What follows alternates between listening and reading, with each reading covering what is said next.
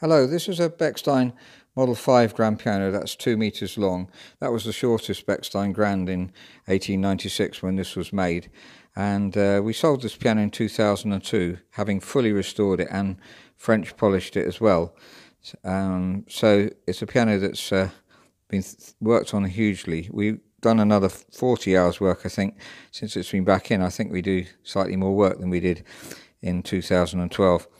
The client took the ivories off in the USA, or had the ivories taken off, and it was imported without any ivory.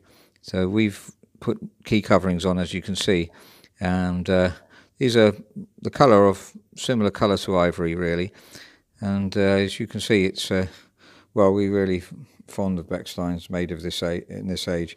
Bechstein made a similar piano right through to the 1920s or 1910s, 15 or so. The model changed from 5 to a B, but really the piano is almost identical. These older ones tend to, in my mind, have a warmer tone. As you can see, it has been fully restored, and as well as we possibly can. So soundboard's been shimmed. That's normal work. A new soundboard logo, badge, decal, and the polish is French polish. Now, we particularly liked French polish rosewood, which this one is, because it just has such a wonderful grain. As you can see there, such a variety of grain. We do it natural. It takes about 70 hours, by the way. 30 coats of French polish put on. We're doing that nowadays as well, regularly. But just the grain on French polish is varied, and we try to use natural because it brings out the contrast. You get a very dark grain through to very light rosewood. Now, everywhere you look, this rosewood's very pleasing. Now, the client has had the piano in relatively light environment and had the lid back like this. So during that time, as you can see, that's the colour when we finish the French polish, and it has faded. Faded rosewood's very popular, and it hasn't faded where the lid has been held back. So obviously, if this was now kept open like that in a relatively light, closed, I beg your pardon, place, then it's going to fade back evenly, or you could cover up the back end here. We do that sometimes, though of course we don't have pianos here for that long normally, but if they've been faded and we get them in, then we often will cover up, leave it closed like this, and it does gradually fade in. It takes a long time.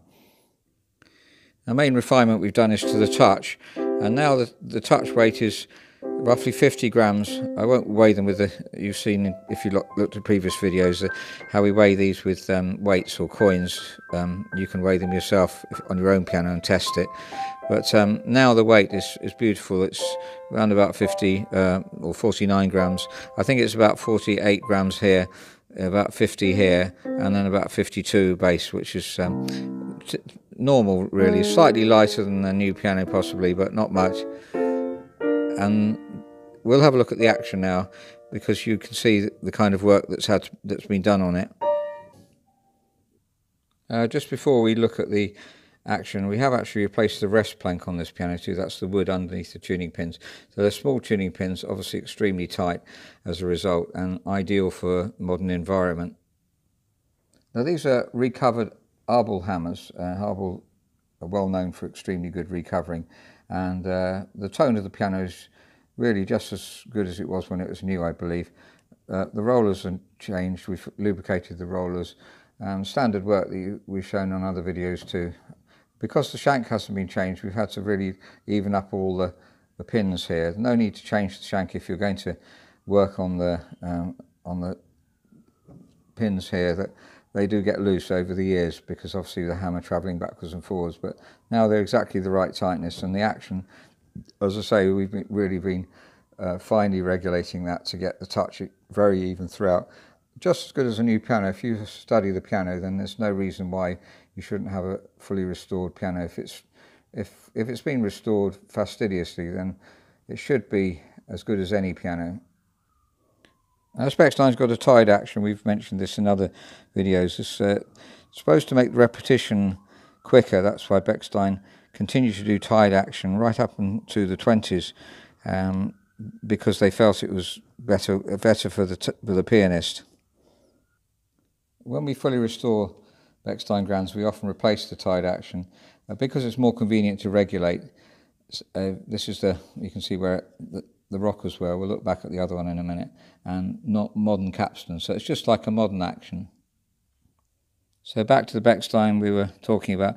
See that's where the hole was in the key that's been filled on the replacement one, and there's the ties there instead of the capstans, which apparently make repetition better because they help to pull the hammer down so they can repeat more rapidly. So that's a Bechstein model 5 grand piano, 2 meters long, made in 1896. And that's a very, very common year for Bechstein, in the UK at least. We're very, very grateful when we get one of these pianos in. We just love restoring them. And this one's gone to the USA and back again, so it had replacement key tops. And the action on Bechstein is so fluid, it's difficult to describe an action, but certainly as good as a new piano, and I actually prefer it.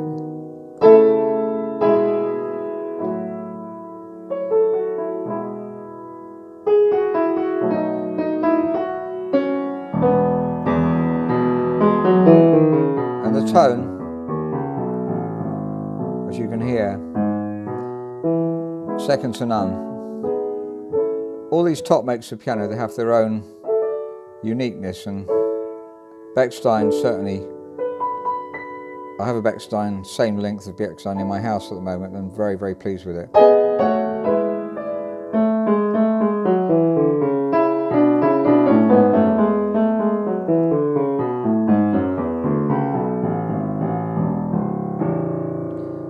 Tremendous bass, very responsive action,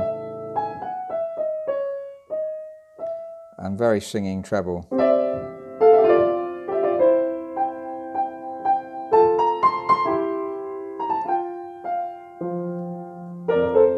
If you buy this piano, there's a 10-year guarantee and a free visit to your home if you live in the UK.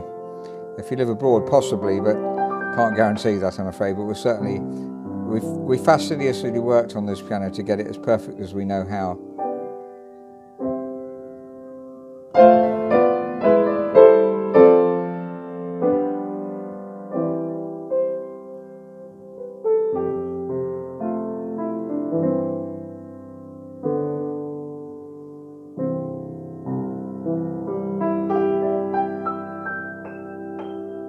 Thank you very much for listening.